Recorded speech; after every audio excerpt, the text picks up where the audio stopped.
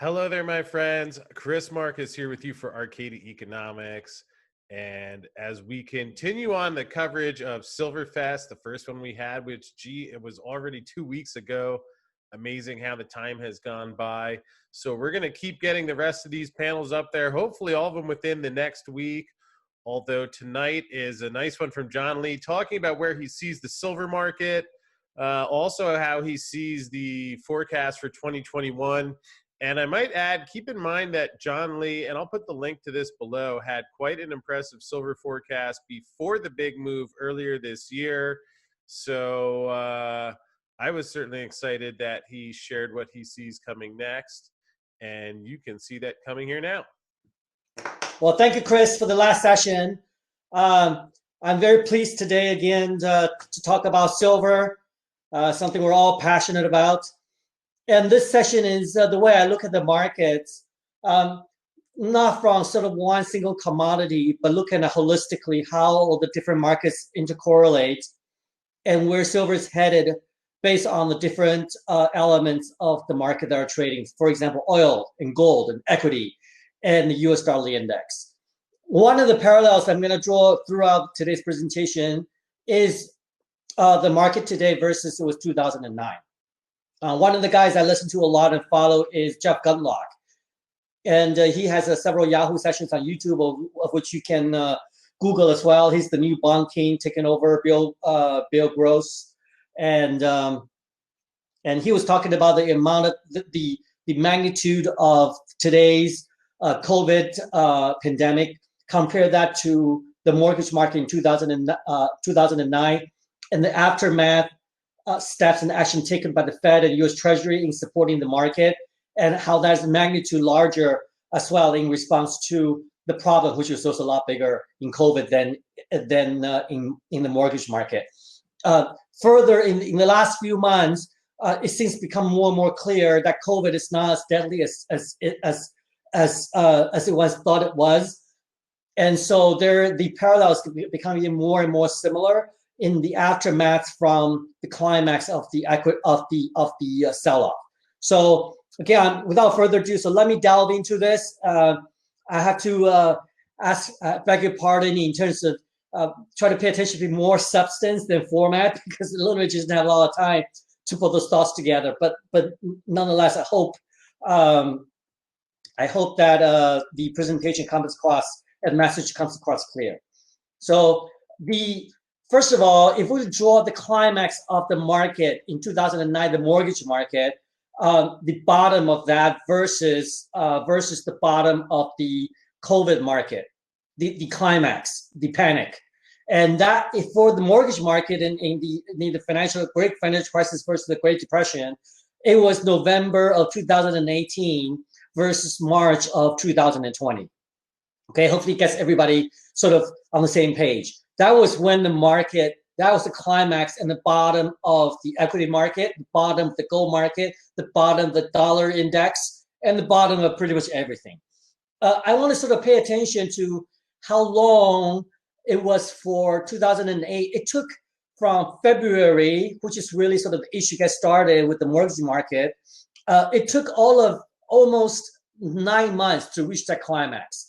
Versus in the case of COVID, it was from January to March. So I think that's the first distinction you want to draw is the scenario in 2009 took a lot longer to play out from the point of the crisis development and also to the aftermath of the actions taken to cure the problem.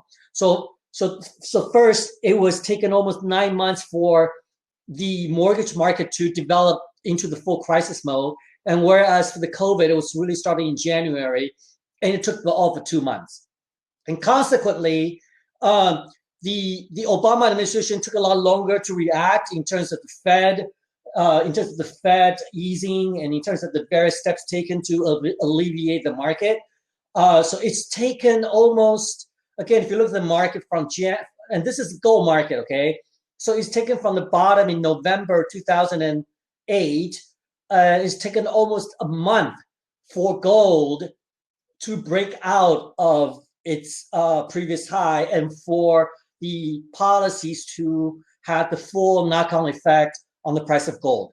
Whereas for this market, again, time is a lot more compressed than it was before, because the Fed only not got into lowering the interest rate 2 times, made it very clear that the low interest is going to stay, and remove the inflation target. And you have the U.S. Treasury that's buying the mortgage debts and corporate bonds, triple Bs and triple As, and buying the ETF. So the actions taken by the Fed is a lot more drastic, and the result of that is the market reacted a lot quicker than it was back in 2009. So what you see here, what I'm trying to project, and it's the first time I make this presentation, is because given all the materials are freshly baked, is that what we're looking at today, where we are, again, using a baseline of November 2018 and March of this year as the climax point, the point of climax, is that we're already into Q3 or Q2, Q3, sort of July, August timeframe of 2010. So it's almost, it's only taken us from March to today 6 months to where we're going for gold, as if we are into June of 2010. So that is 1 year, almost 18 months later. So again, so the 5 months to transpire is equivalent to 18 months after the November 2008. Hopefully that makes sense. So what I mean by that, for example, the gold broke out of the 2009, broke out of the long-term resistance level and reached the first intermediary peak, and that was in December of 2009. But it appears that in this case, the first intermediary peak is already established after the breakout of post-COVID, and now we're in consolidation pattern, and it seems like the gold is taken. Again, last time around, it was taken almost a year to break out of this consolidation peak.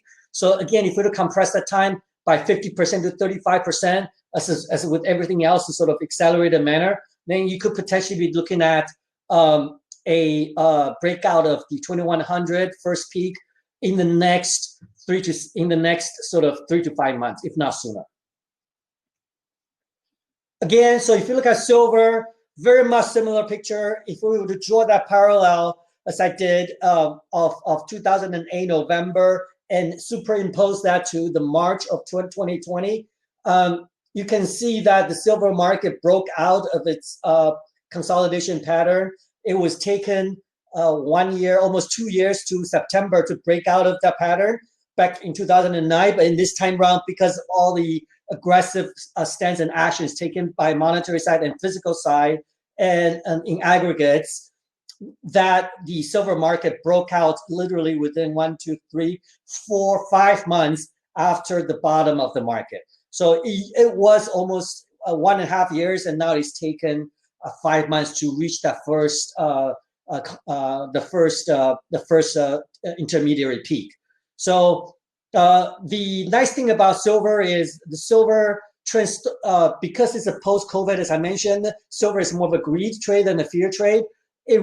From here point on, it's actually going to lead the gold market, and I will show you a bit later to demonstrate that. So therefore, it's probably was taking a bit of almost a year for gold to break out of this pattern. For silver, in 2000 and in the previous financial crisis, it was taking silver a little bit shorter to break out of this first peak, and so will be the case here. And so if you look at, again, so 1, 2, 3, 4, about 6 months to 5 months last time around for it to take out of $30 range. And I believe for this time around, it's going to be a lot shorter. And hence my June prediction about $32 silver by the end of the year. So we should, if everything play out, for silver to be looking at breaking out of this first intermediary peak before the end of the year. Okay. Given our interest in silver, so what I did is literally shift the first intermediary peak back to back. So you can see how it might play out as time shifts to the right. You can also see that, after the first peak is established, there's a very steep correction as it was encountered in December of 2010. It seems like that's already past us. And then we maybe experience another brief dip that happened in February 2011, before the blowout phase starts, and that might or might not have taken place yet for silver. Yet to be seen. However, the point here on the drive at is, according to this timeline, we're not far from breaking out and reaching the ultimate silver top in the very near months future to come. Here again, I want to sort of, everything's kind of playing all very much interrelated. If you were again to superimpose the bottom for the dollar, which happened at around the November-December timeframe in 2009, and superimpose that with the March bottom for US dollar. Again, you see, it's taken 1, 2, 3, 4, more than 7 months for dollar to for the short covering for the dollar when it hit the bottom. But whereas in this time around, it was lightning fast for the dollar to be covered for the short position, and subsequently in the 2008 crisis, it's taken almost from June to November another 4 months for the dollar to play out to its first intermediary bottom. Whereas in this case, it's taken out a little bit similar manner.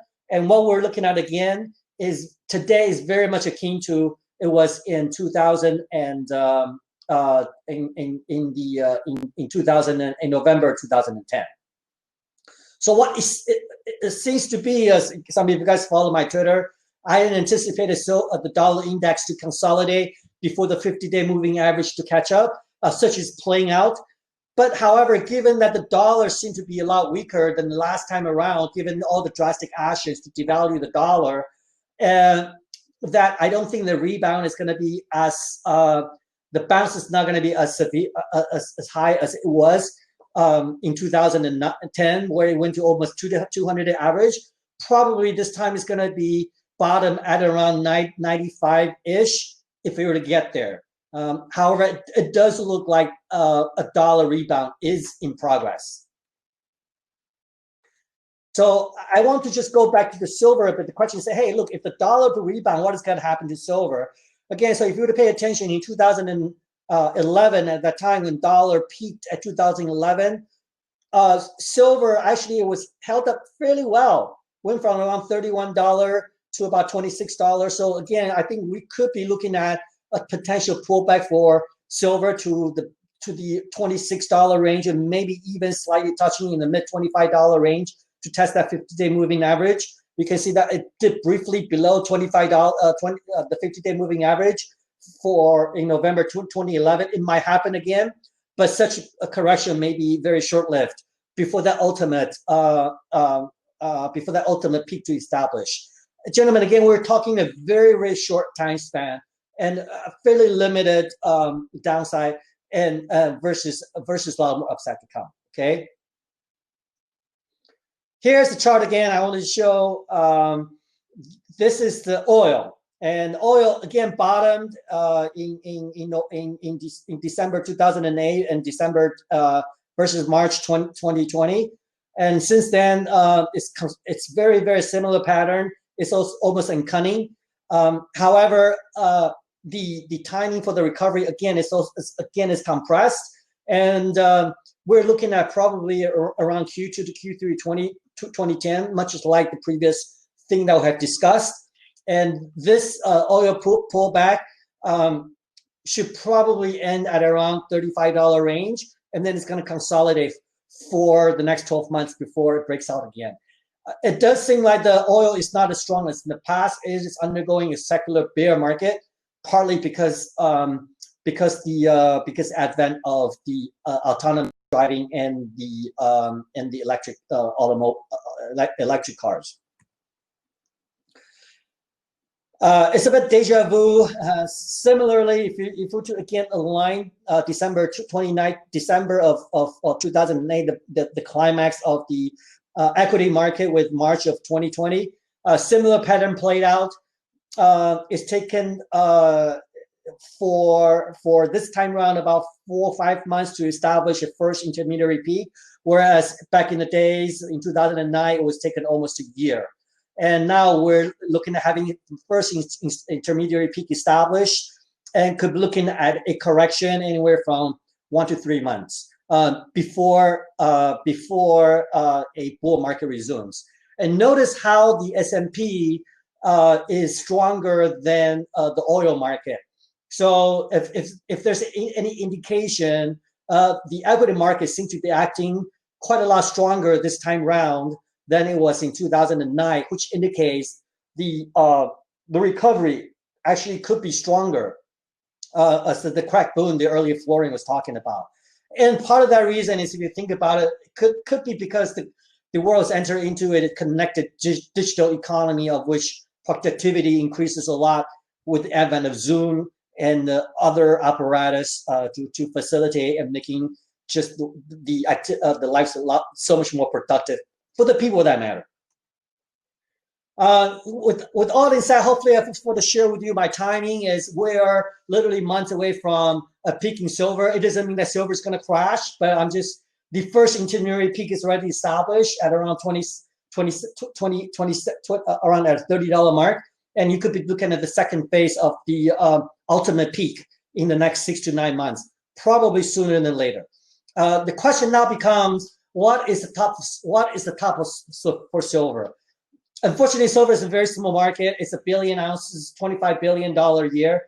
It's minuscule compared to the universe of investable instruments. So I will tend to use gold as a guide in looking at, the way I look at it is looking at potential peak for gold, and then from there, tack on the potential and looking at the potential gold to silver ratio, and from there, you can derive what the potential silver top is. I mean, in hindsight, nobody would have known back in 2021, silver would have gone to 50. It could have stopped at 30. It could have gone to 100, right? Nobody really knew. If you were to then be looking at gold, back then in 2009, you can see it's a reverse head and shoulder pattern that gold, the neckline that then it was $1,000, the bottom is 700, and it managed to go to 1,400 is probably the first target, but gold actually went on to go to 1,800, exceeding its target. So if you look at this again, dome-shaped structure, saucer-like structure, you can either peg the neckline at 1,800 or peg the neckline at 1,950. It's conceivable gold might go down slightly below 1,900 for a brief period of time, but I happen to think that 1,950 will most likely hold. Potential dip down to 1,800 if the dollar were to rebound in the next couple of months. So if we were to draw the neckline at 1,950 and then just literally extend that distance up north from the bottom to neckline, from the neckline extend to the top, and then you can easily use logarithmic or absolute value to arrive to your top. If you do logarithmic scaling, then you're looking at 1950 divided by 1100, and then multiply by the 1950, which is a top level gold price of 3,400. Or if you go to 1950, add 700 in absolute numbers in a linear scale, then you're looking at a price gold of 2,800. Or if you were to adopt a neckline of 1,800, it's probably a bit more conservative approach. Then you'll be looking at on the log scale of the projected gold forecast, a top of 2,950. Or if you look at from an absolute value on a linear scale, then the minimum gold target is 2,500. So depending on all the different factors played out, the dollar index, the equity market, the oil market, all the combination, you can look at gold top range from 2,500 to 3,400. Okay. In June, I put out a video. July 1st, you guys can Google Johnny Silver Elephant. I put out a target of $32, and the way I calculate that is very similar on how I come to the forecast for gold. It's 5 in the morning, so I'm a little running out of words. Is that from the 2009, and if you extend the neckline at 20 from bottom 10, extend that to on the log scale to, and then on the equal distance, you get to about 40. So silver is actually this calculation is fairly good at accurate to apply for silver versus gold. And then if we do apply similar methodology, then you arrived at a silver price intermediary target of approximately $32. You can see that there is a brief resistance level at 26. I do think that it's not a big resistance level, and they will likely to be overcome fairly shortly. Okay.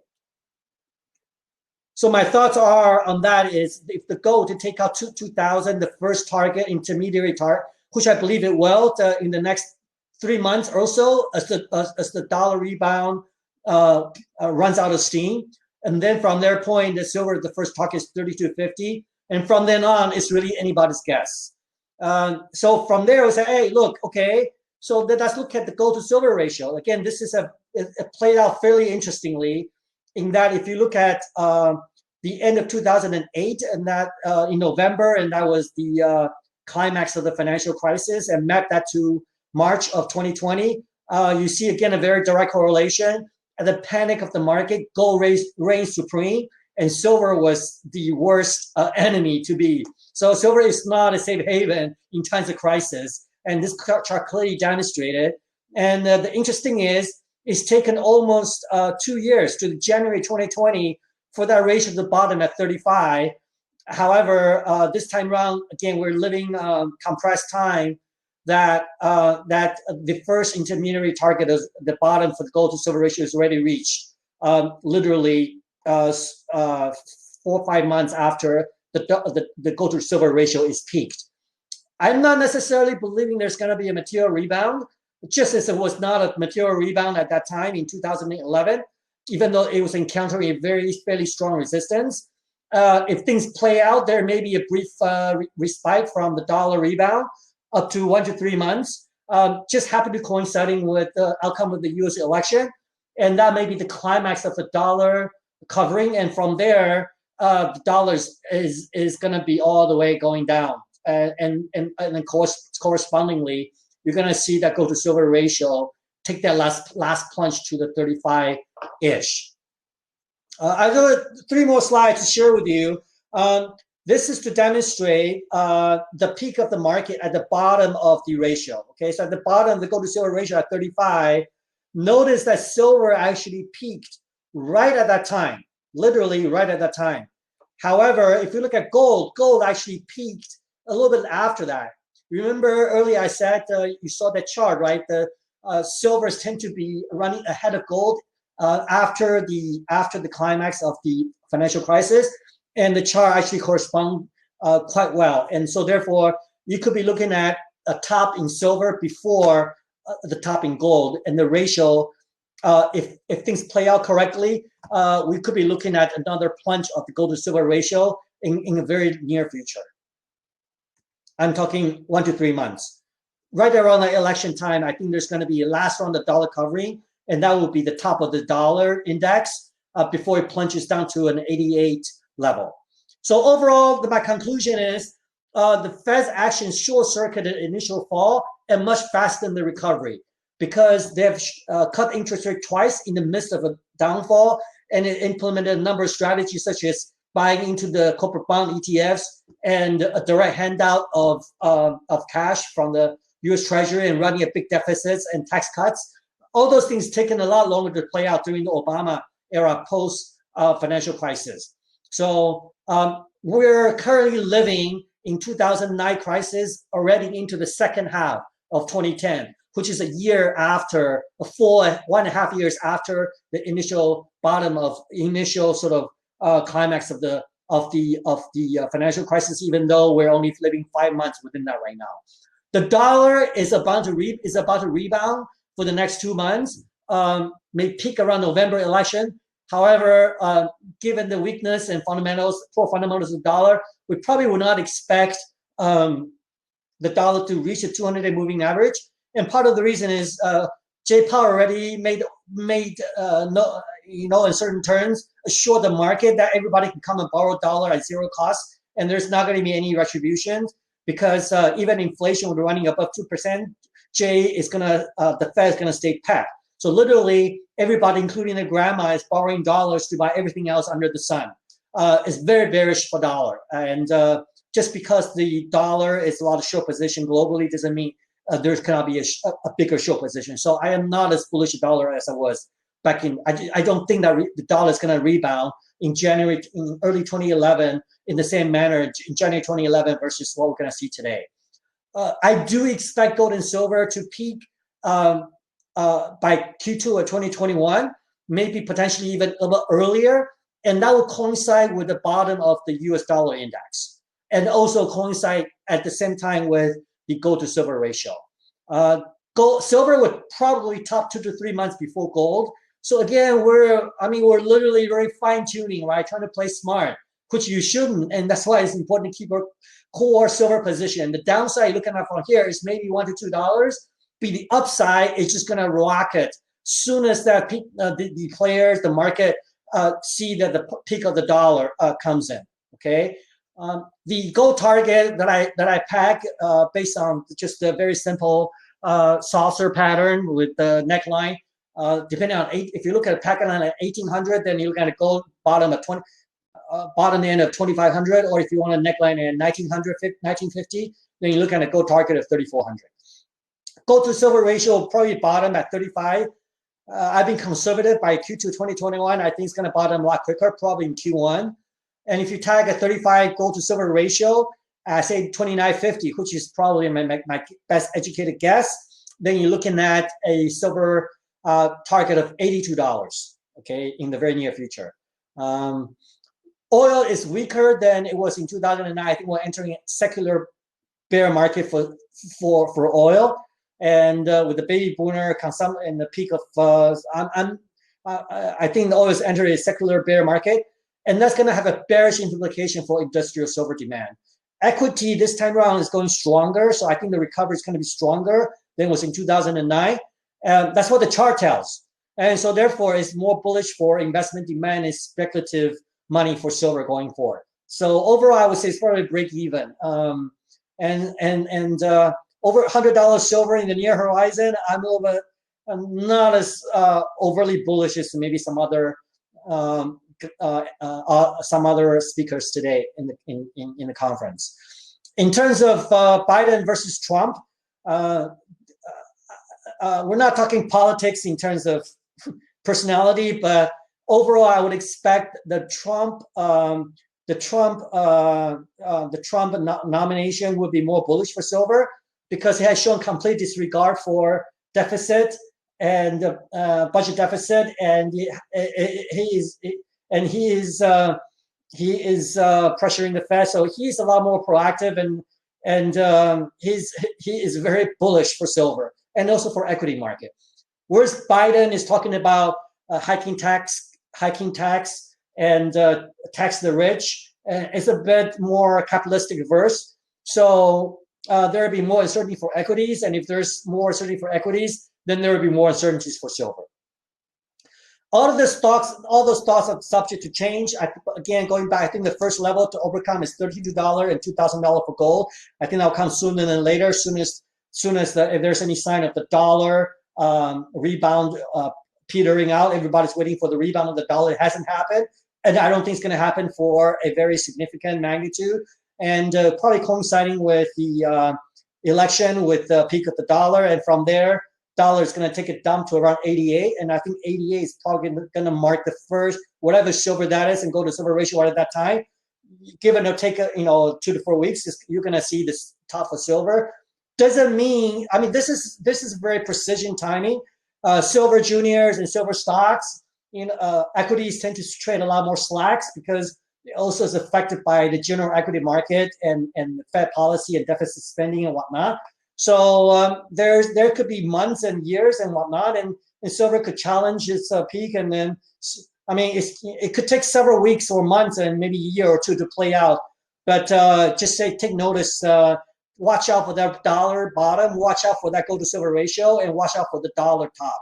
And all this is confluence events going to take place within a very short period of time, within the next 2 to 4 months. And that's all I have. I will try to post this presentation on Twitter. We just noticed quite a few people have come onto my Twitter page, and just Google Johnny Silver Elephant Twitter. Sign on, and I would clean up this presentation a bit. And then that's watch the tape roll. That's all there is. Thank you, ladies and gentlemen.